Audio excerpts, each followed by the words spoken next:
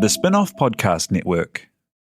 Are you making the most of your KiwiSaver investment? Generate is an award-winning KiwiSaver provider with a track record of strong long-term performance. Making a smart decision now could add tens of thousands of dollars by the time you reach retirement. Book a no-obligation chat with a Generate KiwiSaver advisor today at generatekiwisaver.co.nz/get-advice. A copy of the product disclosure statement is available at generatekiwisaver.co.nz. The issuer of the scheme is Generate Investment Management Limited, and of course, past performance does not guarantee future returns.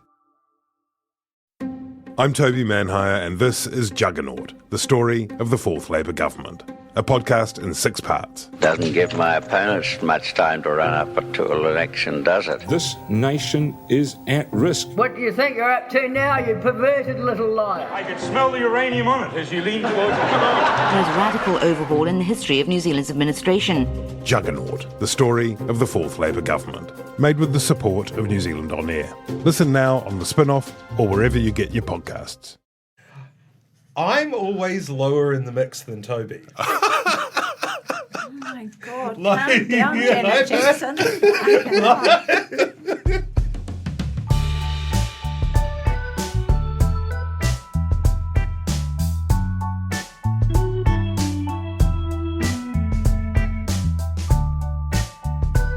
Tēnā koutou katoa. This is Gone By Lunchtime. It is Tuesday, November the 3rd. It is 17 days since the election. We have a new government, we have a new cabinet, we have a new cooperation agreement, but some things stay the same. Gone By Lunchtime is here. I'm Toby Manhire, that's Ben Thomas, that is Annabelle Mather, and over there Tina Tiller. Hey Tina. Hey Bells. Hey Ben. What's happening? Don't know. Has there been something happen? I feel as refreshed as the new cabinet. It's How long has it been since the election? Like 3 weeks? I just said that literally in my intro. I said 17 days since the election. Well, that's not 3 weeks. That's two weeks. You were probably working on an extended metaphor. We will talk today about the new cabinet. We'll talk about that Green Labour deal, and we might even talk a little bit about the referendums. Annabelle Mather insists that she accurately predicted using the pi calculus the composition of the new parliament. I Sounds feel right? like a matakite. Sounds right. I've tapped into like a higher source through the pies, and I'm basically a fully fledged matakite. Might make it my side hustle. Can I just, before we get into it, a few public notices. Thank you to Flick Electric for keeping the power on. Thank you to members for allowing our little website to continue. Hey, this podcast, by the way, in those crazy days around the election, got up to at one point second, just on the coattails of Joe Rogan, your mentor, Ben. Look, if during our discussion of the cannabis referendum, one of us just lights a gigantic sort of 6-inch diameter blunt, then we can overtake him. Annabelle, you'll just have to talk about MMA a little. We're basically bigger than TrueBliss. Yes. Whatever happened to TrueBliss? Don't know, but they got eclipsed by us, I guess. The other thanks I was going to do was Tina. The other actually no, sorry, just as a sorry, I spent the election night at the ACT party at headquarters, which is that awful meat market. Leo Malloy bar. Yeah, the one no Jacindas allowed. Yes.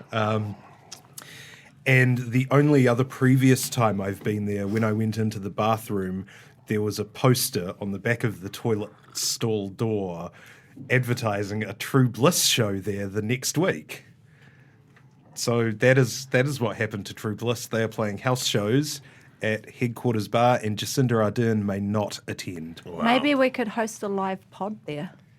Could we arrive by boat like David Seymour did? like Miami Vice? Man, it's the glamour. The glamour. You were at the glamour event, Ben Thomas. I was. I saw Seymour sweep in like Robin of Sherwood, kind of coming back to the shores of England through the mist with a plastic cup full of champagne in his hand. Where were you, Annabelle? I was at TV3. You were at TV3 working? Working, getting Preparing our for show that. ready for the next day. I went along to the Labour event at the town hall, and it was quite interesting. Kelvin Davis did that poem for several hours. And otherwise, there were just a lot of MPs and party members standing around, kind of like it looked like they were all gurning hard after necking a lot of pills. But they were trying to hold it together for their parents. It was a little bit of that kind of, we need to. This is a time of, and this is an unstable time. We must not be too happy. But they were so happy. They were so happy they could barely keep in their trousers. Cute. The cabinet was announced yesterday by Jacinda Ardern at a press conference at 1 p.m. It had more surprises in it, I think, than a lot of us were expecting. I wrote a piece that morning with a few suggestions of what it might look like, and almost all of them were wrong. I got use the pyometer. Jacinda Ardern did remain Prime Minister. I got that one right. But even before that, we had, maybe this is the best place to start, we had earlier that morning after caucus, Kelvin Davis front the media and announced that he had declined for the second time the offer of becoming Deputy Prime Minister, and he didn't want to do that. It's interesting, Annabelle. We can, I suppose, only accept him at his word that it was his decision not to take on that role, and clearly he does not relish those beehive theaterette post-cab scenarios where he's being asked questions about things that are way outside his portfolio. He's not necessarily someone who is, and in a weird way I kind of respect this, who is happy and at home doing those platitudinous answers to questions where you can kind of apply any generic political speak to something that you really haven't been briefed on. What do you make of it all? I have really mixed feelings about it. On one hand, I'm really disappointed because I think, in the year 2020, Labour should have by now had an elected Māori Prime Minister or Deputy Prime Minister. And although we know that essentially Grant Robertson has acted as Deputy PM over the last 3 years, symbolism is important and it would have meant something to Māori. I take him at his word that he didn't want it, and I think what it shows is that Kelvin is acutely aware of perhaps his weaknesses. But what I would say about that is that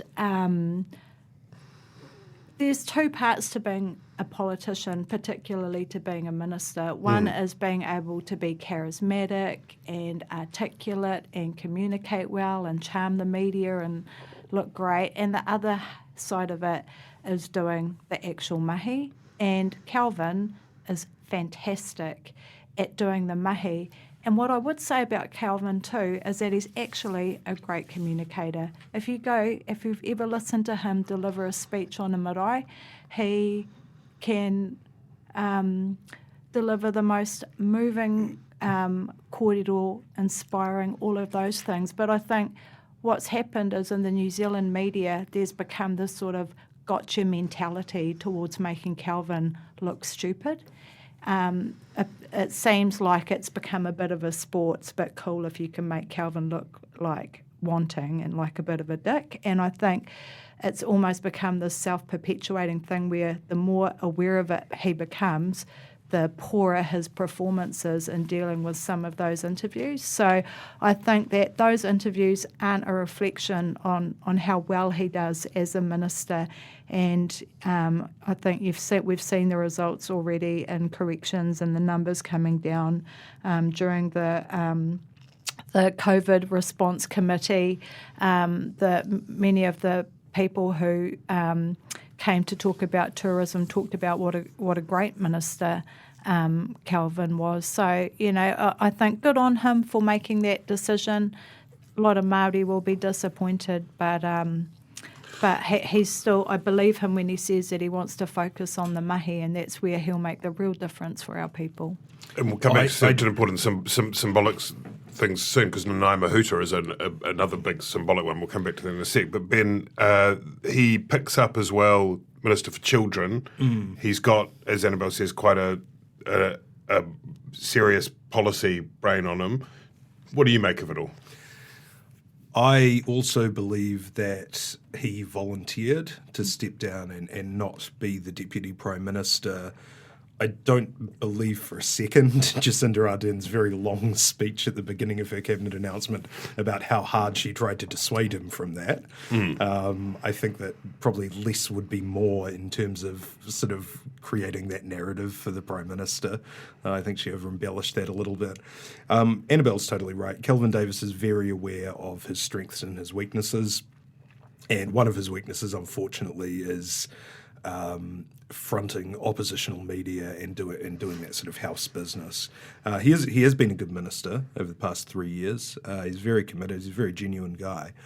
The first thing I heard, I sort of thought it makes sense that he's decided to sort of concentrate on his portfolios, and in particular, as Deputy Leader of Labour, he'll still have quite an important pastoral role for that huge caucus they've got. More than half of whom aren't in the cabinet or the executive. Yep. And Kelvin is really well regarded, respected, and actually a little bit feared by his colleagues. He can bring the grumpy school principal. It's that energy. school principal thing, Yeah. Like, I've heard stories of sort of MPs, going in sort of ashen faced and not being able to look at him, and when they're asked to explain themselves. So he'll actually be really good in that role. I think Labour is lucky he's such a gracious guy. Oh yeah, look, absolutely. He's a huge asset to them. There is a strong argument that Kelvin Davis won the 2017 election for them by leading that Māori caucus that ended up in the Māori Party being expelled from Parliament. So, look, Kelvin Davis has been a huge asset to them. But then when I heard that he had been appointed Minister for Children, which gives him charge of Oranga Tamariki, I thought, shit, did he stand on Neve's foot or something? Like, what did he do to Jacinda to get that? Because the thing is, this is an area he obviously cares a huge deal about. I think he will be very good, particularly at helping Oranga Tamariki foster those iwi relationships that they're making a little bit of progress on, but they really need to step up around the country. But this is one of the portfolios where, it's a red flashing danger zone. You're not going to get any easy rides in media in terms of, people like Melanie Reid at Newsroom or just going across the spectrum. And that could be a real problem. No, but you see, that's the kind of thing you would say if you were advising somebody who was strategizing for their path to a senior position. Whereas the whole point is he's made it clear that he doesn't want to be the Prime Minister.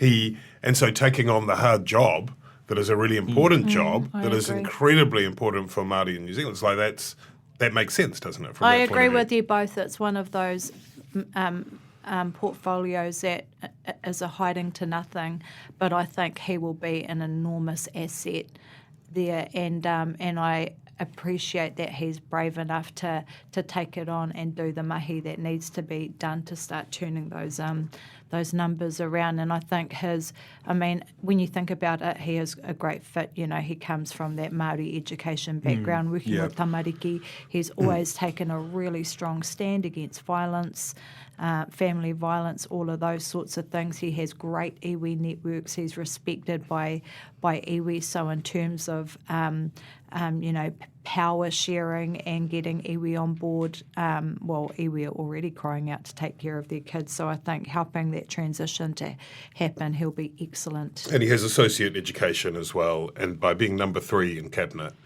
and having the role of children, as well as corrections already holds, it does sort of put it as suggest it's a priority. Grant Robertson, to the surprise of nobody, is the person who steps into the Deputy Prime Minister role. And he also picks up infrastructure, which is very much a signal that they want to get some stuff done in that department, right? Like it is. It feels to. Basically they've appointed him the postman. He has to deliver. He's the deliver guy. They know that the year of delivery we would have been talking about as the sort of misplaced confidence in that middle year of the first term. We would have been talking about that all campaign had it not been for the pandemic. Yeah.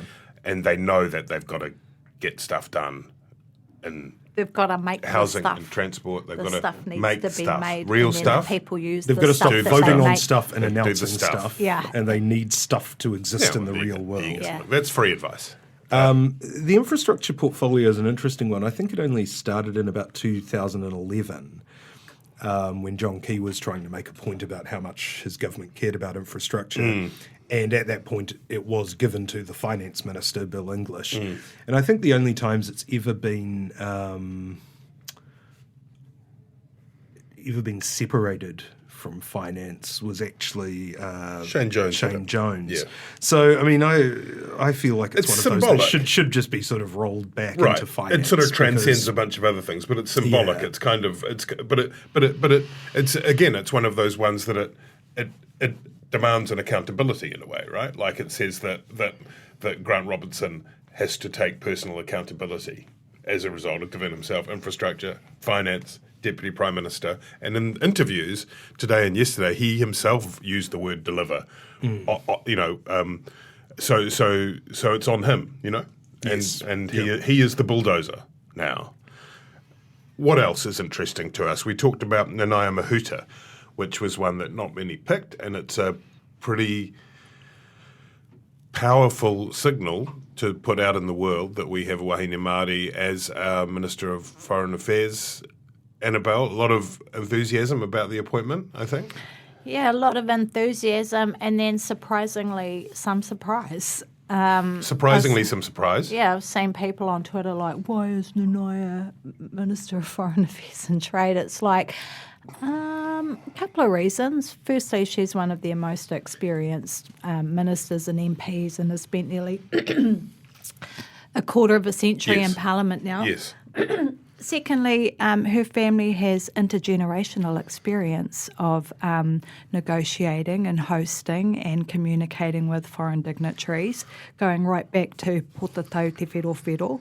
Her father negotiated the first massive treaty settlement, so she comes from a whānau where holding and pushing very specific political agendas and negotiating them, diplomatically, and all of that stuff is second nature. So She was actually a negotiator on the Maniapoto settlement before Labour came into government in 2017.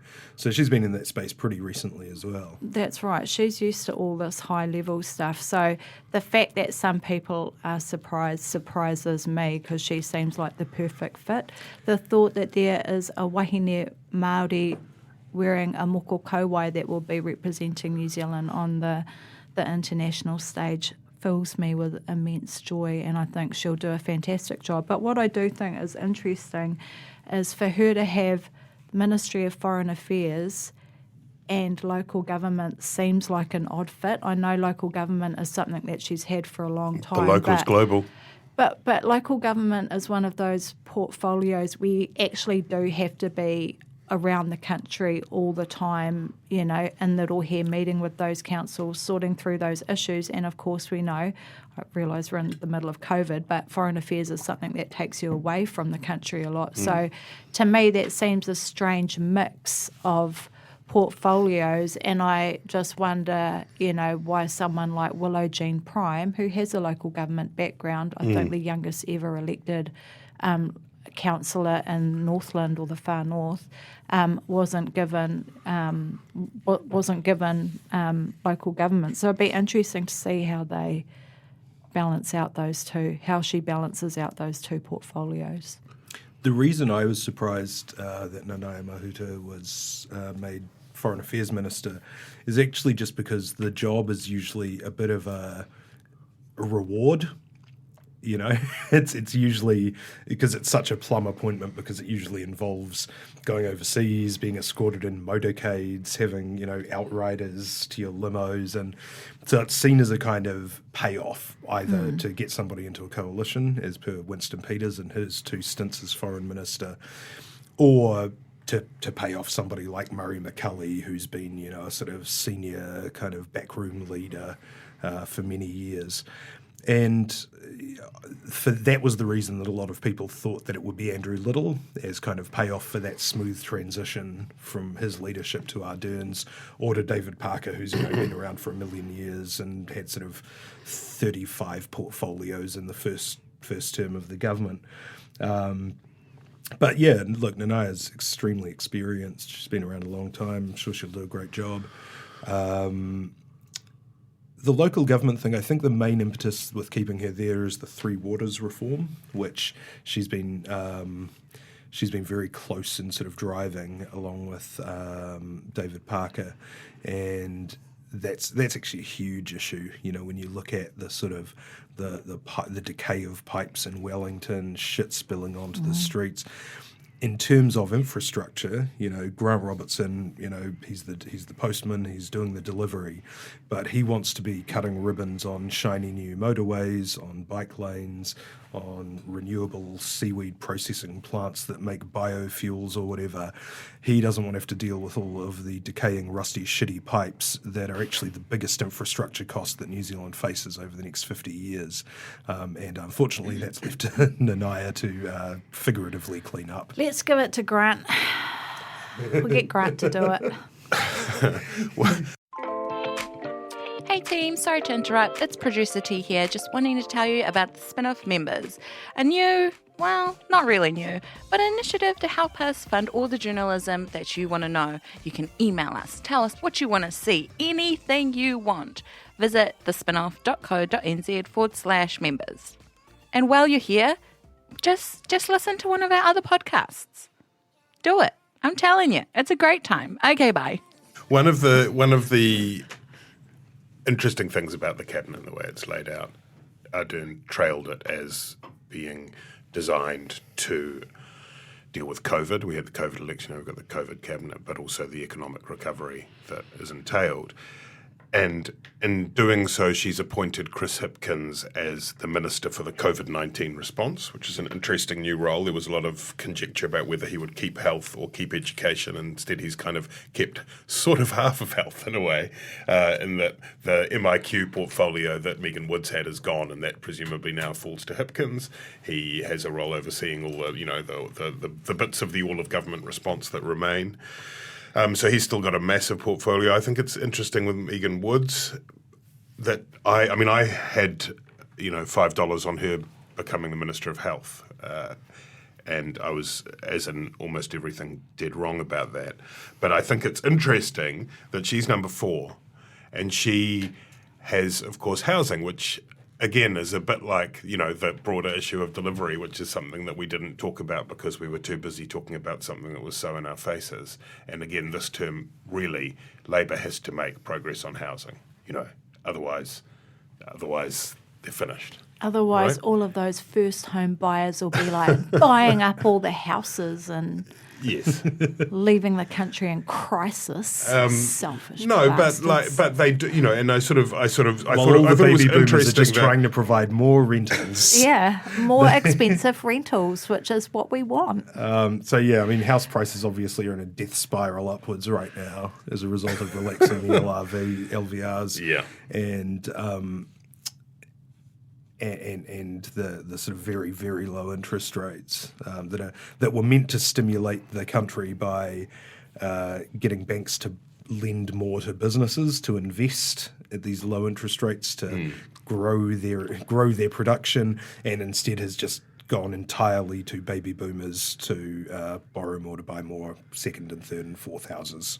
So Andrew Little gets health instead. Now, that was a surprise. He's one of that small group of ministers that you feel as though the Prime Minister is confident chucking anything at, and that he's a details guy. He's works sort of 20 to 30 hours a day. He's very on top of it. He had a very good first term. It just seemed like it was just, he just wasn't sort of one of those guys whose name was in the mix for it. Not much of a background in that. There's a lot of portfolios. For instance, he picked up some of Ian Lees Galloway's portfolios after Galloway's resignation. Workplace relations, which is obviously a great fit for Andrew Little, former union boss, former union lawyer. he's somebody who could have contributed a lot on ACC as well.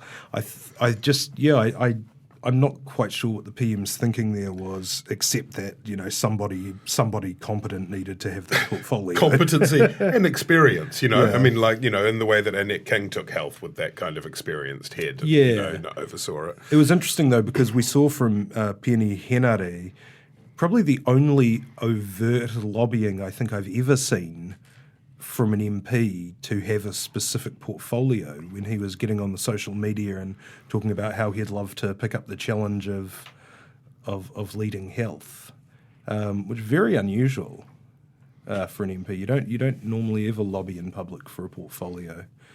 I mean, lobbying in public might slightly be overstating it, do you think? No, I don't think so. The idea is that you might occasionally say, if I was given this portfolio again, or if, but you wouldn't normally speculate on the PM's decisions. This isn't, despite what people sort of said, it's not a consultative process, with the exception of maybe Kelvin and that real inner circle. Generally, the PM will just decide and will sort of give it to you on a take or leave basis, and if you leave it, you're not a minister. Peeni instead gets defence, though, which, despite what you say, Jacinda Ardern said that he asked for defence. So he, in part because I think his grandfather was the Sir James Henare in the Māori battalion. I remember being up at Waitangi a couple of years ago when Peeni Henare was there opening the new. Blessing the site for the new museum there. So obviously it's something that is of some importance to. It's another one that no one was really picking, Peeni Henare, for defence. I think he'll be a good Minister of Defence. Yeah, like you say, he has a whakapapa connection to it through his grandfather. Māori, there's a huge number of Māori in the Defence Forces, and a lot of their mahi is around, providing infrastructure in the Pacific Islands and support during emergencies and all of that stuff. So he seems like a very natural fit, and I'm sure that, Ron Mark would be pleased to see someone like Peeni in that role. I don't want to bore people by going through every single cabinet appointment. I do want to note Ayesha Verrall, because as you were suggesting earlier in before we started recording, Annabelle, that's entirely the work of Ben Thomas. Yeah, Ben did that. Can you remind us? Because Ben, I think maybe 3 podcasts, Ben talked about this driving. Is going back a while as well. Yeah, going back a while, driving to her house, blindfolding her, throwing her in the back of a car. Yes. Giving her some smelling salts or whatever, and then she wakes up and she's in the middle of is it the Labour Party conference or a selection meeting or something, and then make her Minister of Health. So Ben literally talked this into existence. And did you get any calls from the police about that, Ben, or...? No, well, as I think we were also talking about before the podcast started, yesterday was another important milestone for me. Was more people that I knew were appointed cabinet ministers, and when I texted them congratulations, they deleted my number. So that's an important stage in any promising politician's career. Yeah. But yeah, it is a big and unusual, not unprecedented, but unusual to catapult someone directly from just being elected to Parliament straight into Cabinet. She comes in at number 20 and she gets food safety and seniors, I think, but essentially is there as the COVID guru, infectious diseases guru, public health smarts around the Cabinet table, as far as I can tell. Yeah, which I think is really important. She actually played a really important role in terms of contestability for the advice that the Ministry of Health was giving on contact tracing during that first lockdown. She wrote a very important report on that. Yeah, and so the government has actually already been using her as a sort of sounding board to provide, real contestable expert advice to what they've been getting from officials. And I think having her around the cabinet table in that context is a really smart move. When you talk about other people who have been put into cabinet in their first terms. Well, actually, there are a few. I think Stephen Joyce. I think Steve, but the ones you think of, are Stephen Joyce, I'm trying to think who the others are. There was one other example that she used, but it's essentially, people who are sort of fixers. Margaret Wilson was the other one. Right. So people who come in with like this really high party status. Margaret Wilson was a former Labour Party president. Stephen Joyce obviously been the campaign manager. Ayesha Verrall is actually there for exactly the right reasons, which is that she's a subject matter expert who can really improve the quality of decision making and scrutiny around cabinet. And she has some political experience, like not parliamentary political experience, but whereas you might think of somebody who comes from a kind of position that is working within a hospital or some bureaucracy as being completely ill-equipped for dealing with the rather base political realities. She has been on a district health board as an elected Labour Party member. And even student politics, which of course is a world away, but there are some. And I think I saw in a tweet, did she used to work for Laila Hari in Parliament? It seemed to be alluded to. I don't know, but I think what really impresses me actually about Verrall is that even though she's a card-carrying Labour Party member, but during that pandemic, you could rely on her to give totally down the line, without fear or favour, criticism of the government and officials' response. And so I think she really did prove that she's sort of up to the task, I think, during that period. Other newcomers to cabinet, we have Porter Williams, who comes in with police at number 10. Number front 10, bench. right up there. Willie Jackson, who was Minister outside cabinet, obviously has a great deal of political experience. Jan Tinetti, whom no one has heard of. No one has ever heard. Is she an MP? Who is it? Michael Wood, with a couple of important portfolios, transport and workplace safety, but again, one of those people you sense that the Prime Minister would trust with just about anything he's got experience as a work. The safest pair of hands. I think I've known Michael. Safest. I've known Safer Michael, than Chippy Hipkin. That's a huge call. I've known Michael on and off for about 20 years. And I first met him at university, and during that time, I don't think he has ever deviated from whatever the Labour talking points of the day were. Really? And I mean that in a good way, like just incredibly disciplined party man through and through. Yeah. Very extensive history with the union movement. He was part of FinSec, which became part of the first union. So he's actually, if you weren't going to have Little, then Wood is probably the obvious choice for workplace. And he also came in as an opposition MP in by-election, if you recall, in 2016, and he took the opposition spokesperson role on transport, which is interesting in a very small way. Kerry Allen comes in, which is cool. Can I just say about Jan Tinetti, yes. when I look at her, when I look at her portfolios, yes. It would be hard to be Louisa Wall right now and not be really disappointed and annoyed. Louisa Wall has been in Parliament since 2011, remarkably within 1 year.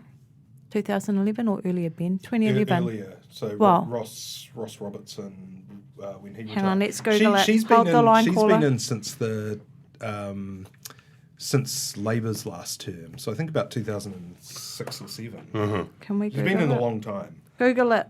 Google it. No, let's she has, passed a remarkable piece of legislation, the Marriage Equality Act. So very early in her career, from the backbenches, not even like a cool like David Seymour, you're one-man band styles, but just being like, the bottom end of her party, staunch advocate, opponent of synthetic highs and all of that stuff, had the tenacity to take Fairfax to court over their racist cartoons, never had a major scandal in terms of her career. Obviously, there's been some stuff around the selections and that. Yeah. But so to see a couple of ministries there that you would think would be a natural fit for her, Minister of Education, she has an academic background, Minister for Women, and even sports is a double cap, rugby and netball. Yeah. It's a real, if I was her, I'd feel like that's a real slap in the face, particularly when we've seen Twyford and Clark and Whaitiri, given a second chance. I don't know. I've heard rumours about Louisa, but I don't know specifically what the great sin is that she's committed that would see her overlooked for roles like that, because clearly she's quite good at getting the mahi done.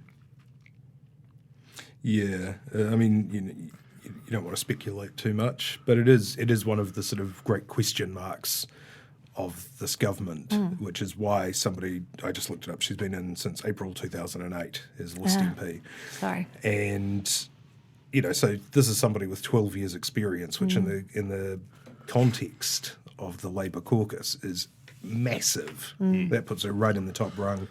She's passed legislation, socially important legislation, that Labour now boasts about and takes credit for from opposition, and it just doesn't get a look in, and has never gotten a look in this government. But who knows what goes on in the mind of Jacinda Ardern? I mean, when Jenny Salisa was shown the door, she was the only person who was dropped entirely as a minister in yesterday's announcement.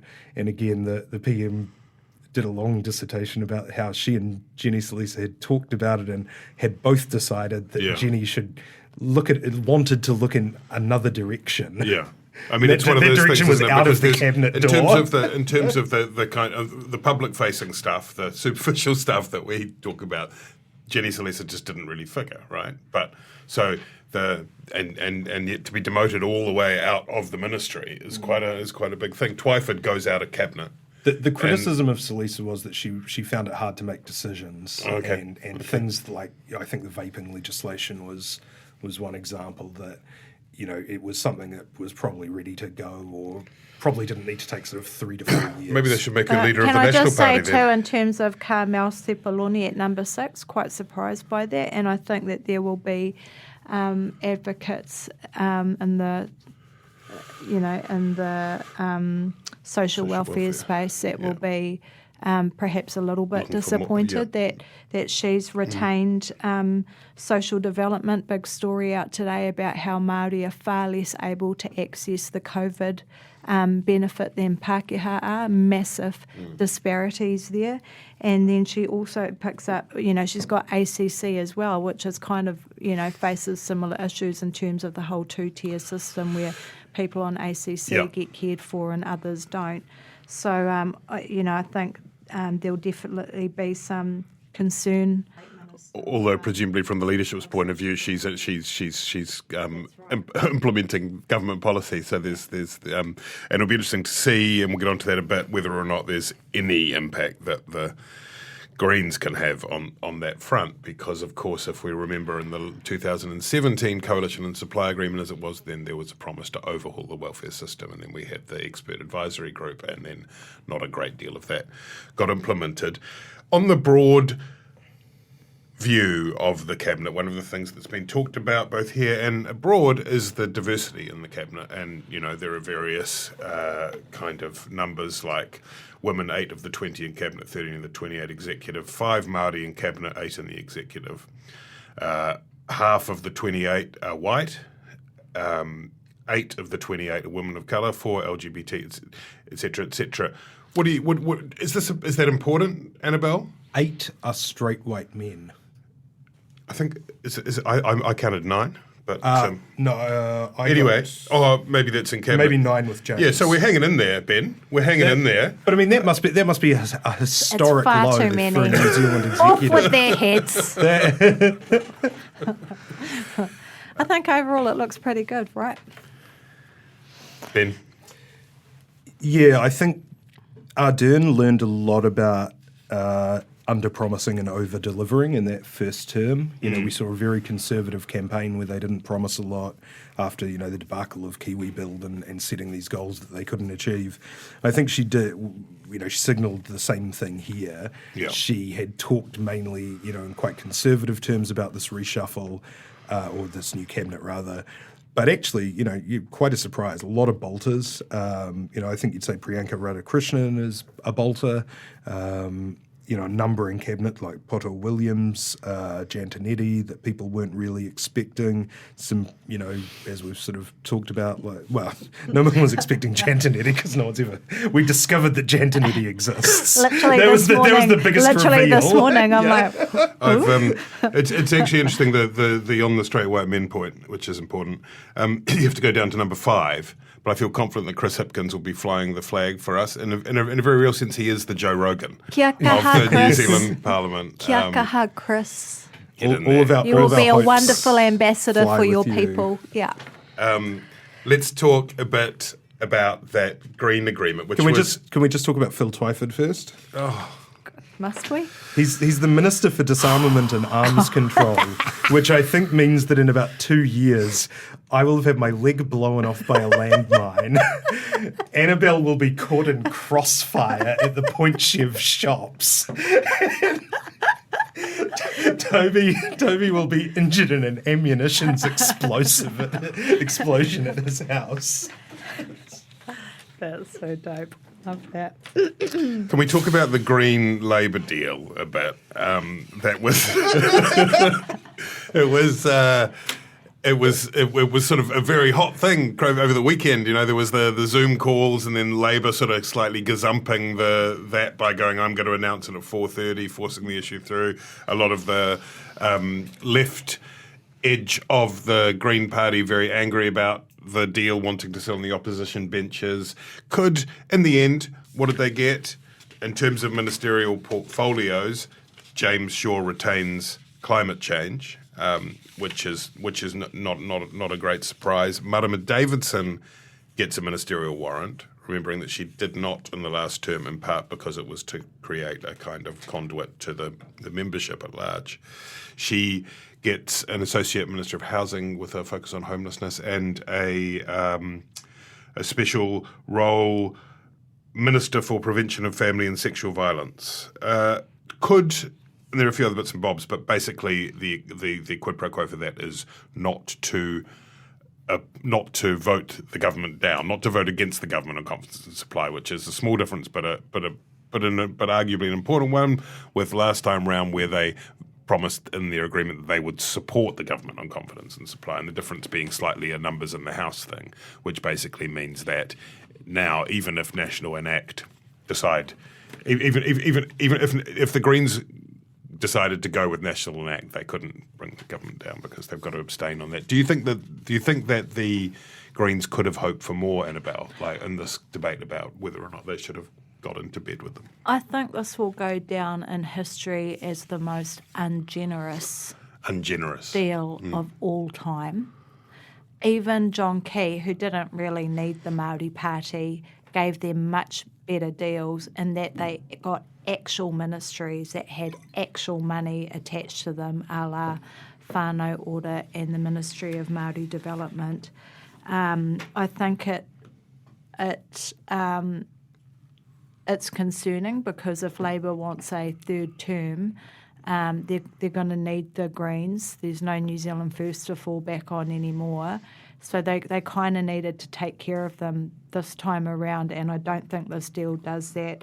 While I am sure that Marama Davidson will do her very best and a magnificent job as the Minister for Prevention of Family and Sexual Violence, that's an incredibly hard gig. I mean, if you think Oranga Tamariki is tough, this is going to be even tougher, and good on her for stepping up to take it. But where's the money and where's the ministry to go with such a big, important issue? And I just think every time someone gets murdered, beaten, child abuse, whatever, she's the person that's going to have to front up. So it's not going to be a whole lot of good news stories for the Greens. And likewise with the Minister of Climate Change, you might as well call it the Minister for World Peace, because again, if you don't have the infrastructure to go with it, then what is it?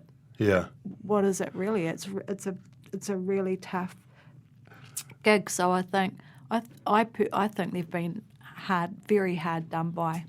I mean, there are bureaucrats that go along with this. There's a sexual violence, family and sexual violence program in the Ministry of Justice, which formerly Jan Logie, who was an undersecretary in the previous government for the Greens on family and sexual violence, was sort of working with, helping Andrew Little with, and obviously Ministry for the Environment do climate change. So it's not like they're without resources, but it's not a whole lot, Ben. I mean, these are really big issues. Climate change is quite serious, apparently.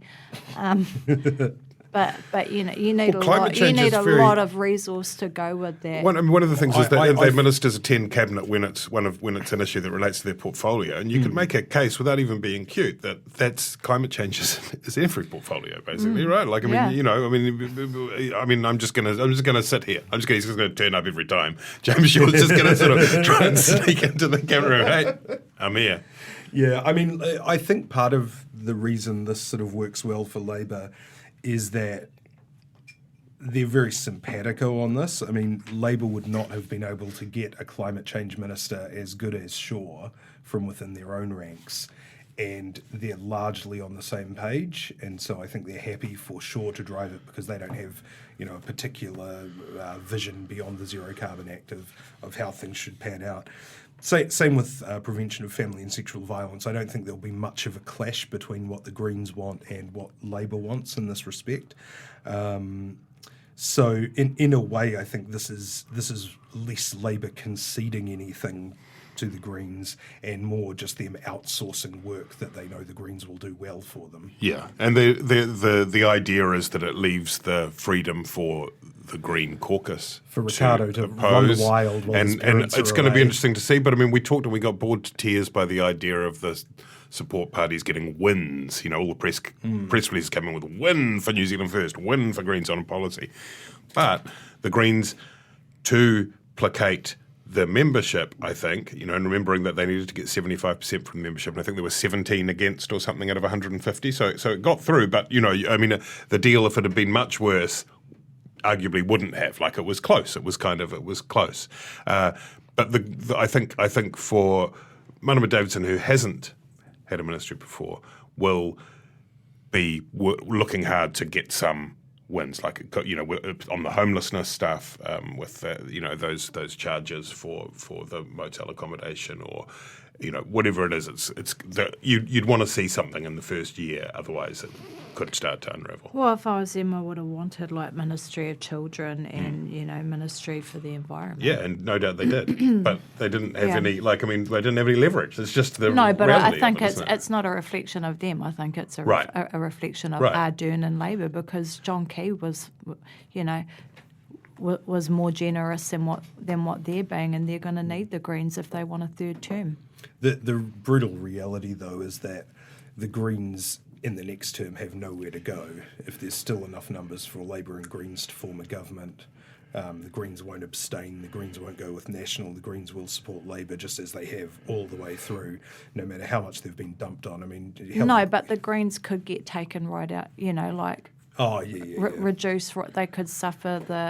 What's that cliche we use? The minor party, the curse of the minor party. That's why Chloe Swarbrick's win is such a big deal.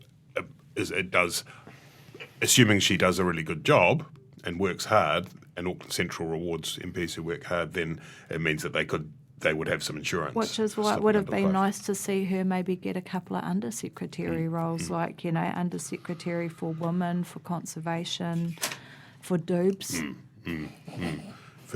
Speaking of, let's talk really quickly about the referendums and get the hell out of here. We have final results coming through this Friday on both. God, we've been going for 46 Well, minutes. I think we made a mistake by I don't know who's running this train, but I think we made a mistake by going through the cabinet announcements. We probably shouldn't have printed off the thing. That's where we went wrong. Yeah. That's right. Otherwise, we would never have known Jan Tinetti existed. And we could have cut that whole segment could have gone. I just made that name up and put it on that list I printed out. This is to check copyright infringement. If anyone steals it's a big trap. It's a big trap for the spread of misinformation in New Zealand. Has anyone actually fact checked that Jan Tinetti exists? I want to see if there's a photo of her online. The referendums just Toby with Facetune. It's actually an anagram of tricking you. The referendum results preliminary results came through last Friday. As I was saying, we get the final results on Friday, and the assisted dying bill went through as expected, comfortably. There was absolutely no ambiguity about that. Peacefully, yep, palliatively. Yeah. The referendum on the legalisation and control of cannabis did not, and it went through probably by enough that it will be safe when we see the specials on Friday. There's still a chance. I think there's still a real chance. I mean, most people have said it's no go, but basically you need slightly more than two yes to one no for it to, in the special votes, for it to go through. But if we get more special votes than were predicted, I think 2 to 1 ratio is not insane, because of when you look at the number of the way it will lean young, the way it could include university students. Can you ask for a recount of referendums? Can anyone call for a recount? I assume so. That's an interesting point. I don't know who it would be that would. Maybe anyone could. Maybe you could. Well, you could. We would like a recount. We've demanded please. a recount. Gone By Lunchtime demands a recount of. If it does fail, it won't be because of lack of Jacinda Ardern trying. She voted for. Well, I don't know whether that will stick, but it certainly did all she felt can. like it. She's It just felt one like woman. It felt like it on Friday afternoon. A lot of anger from people who have been Jacinda maniacs, who are, in this whole, another tedious cliche, but we get the whole political capital thing. Basically, the campaign that we witnessed was one where they were running around a bit like trying to extinguish any COVID as it sprung up. Every time there was a little bit of an ember that burned that might be interesting, they would run around with a fire extinguisher and put the fucking thing out. And that became one of those things. And it was like, I could say where I'm going to vote. No, don't do that. God. Then, God forbid, we might have a debate about cannabis. And then some of the people who are, some of the middle New Zealanders who think that you're the trustworthy leader might start thinking maybe not. Maybe you're a crazy, you're a blazing Bob Marley fan. I just love how in the middle of an election campaign, a political leader would go, "Oh my God, I don't want to tell you guys how to vote. I don't want to influence that. That would be terrible." It's like one of those monks, the ones who brush with a broom made of sticks insects out of the way so they don't stand on them when they walk. And she's like, "No, I can't influence public opinion. I'm going to spend the rest of the campaign in a perspex box." Yeah, and then Andrew Little very quickly came out and said that they wouldn't be doing anything substantial on drug law reform either. And partly that's the way convention demands that you say the will of the people has been expected. Well, but the thing is that what the will of the people shows is that we're exactly divided as a country over this, which means that it's not resolved. Well, I think he's spoken too soon on that. I think if it was like a 60, a 70, an 80% split, then fair enough. But I think what this shows is that the status quo has been rejected. Has been rejected. Yeah, I don't think you could say that this is an endorsement of the status quo. But at the same time, to go, there's been a no vote, so we're just going to do it another way, would be problematic. Yeah, 52% doesn't prove anything overwhelmingly, but it certainly doesn't prove that people want legalisation under the terms proposed. And, it's hard to draw any other lesson from that.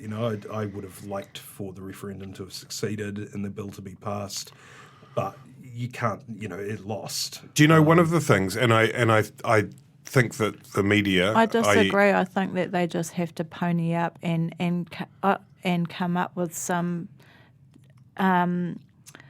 legislation that deals with the inequity and the problems of the law as it stands. And it might not be popular, but frankly, I think they're okay. I think they could pass perhaps a piece of legislation that's a bit unpopular with 52% of the country and the world not crumble to the ground. They're going for 70.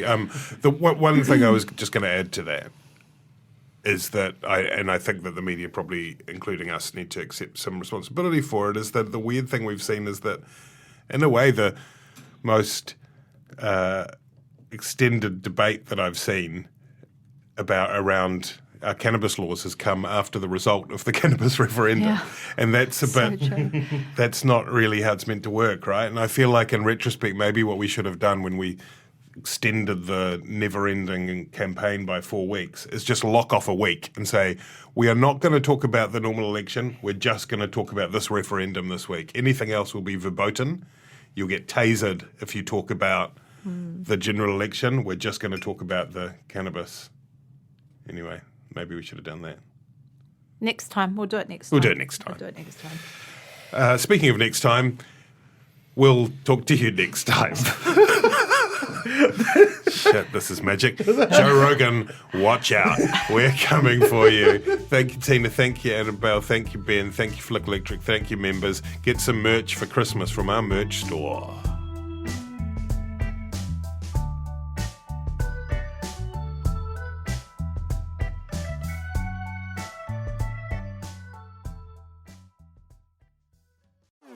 Talo for Lover. I'm Madeline Chapman, editor at The Spinoff.